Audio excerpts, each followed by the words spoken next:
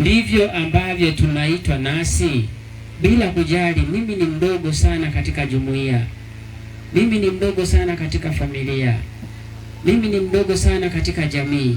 Lakini kama utaweza kumdhihirisha Mwenyezi Mungu katika mazingira hayo, wewe utakuwa mkubwa kama ilivyo mbegu hiyo ya haradali ambayo inakuwa mti mkubwa na tunapata kivuli.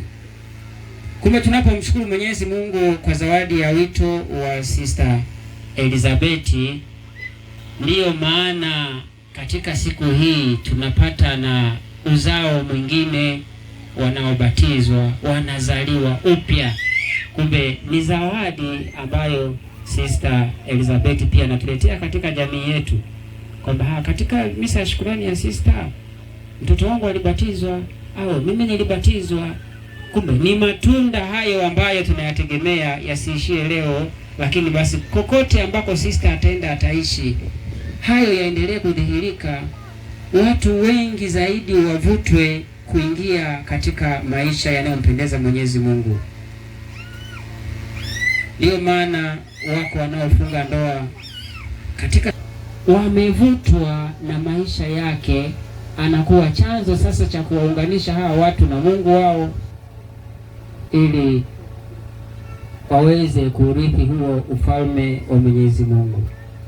Wakati ndiyo sasa, na ndiyo maana yeye ni mvumilivu, tena ni mvumilivu sana, na ndiyo maana atualika na sisi tuendelee kuwa na uvumilivu huo, na huruma hiyo anayotuonesha nasi tuweze kuionyesha kwa watu wengine.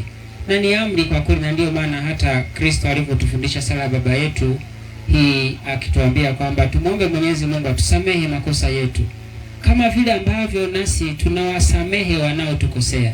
Ndiyo huruma hiyo ya Mwenyezi Mungu anayotufundisha katika Injili takatifu, katika somo la kwanza na somo la pili, kama tulivyosikia. Yeye ni mwenye huruma. Pamoja na huruma yake hiyo na upendo wake huo, haumfanyi awe mdogo. Katika maisha ya familia, baba wakati mwingine anachukuliwa kwamba huyo ndiye mwenye mamlaka, ndiye kichwa cha familia, huyo ndiye kiongozi. Kuwa kiongozi ama kuwa mtu mwenye mamlaka sio lazima kuwa mkali sana.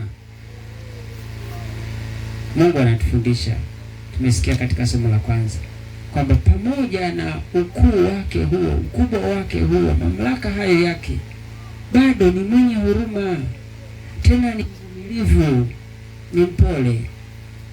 Anaonesha mamlaka yake kupitia upole huo, kupitia huruma hiyo alionayo, kupitia uvumilivu huo alionao. Kumbe mkayaoneshe hayo katika maisha yenu yote, mazingira mbalimbali, katika shughuli mbalimbali ambazo tunakutana nazo katika Yesu Kristo. Tumshangilie Mwenyezi Mungu kwa makofi na vigelegele tena tunapomshukuru kwa zawadi mbalimbali anazotujalia, hasa kupitia Sister Elizabeth Sadali pamoja na wenzake ambao wanamtumikia Mwenyezi Mungu na beri za daima. Lakini kwa hawa ambao wanabatizwa leo na hawa ambao wanaingia katika sakramenti ya maisha ya ndoa,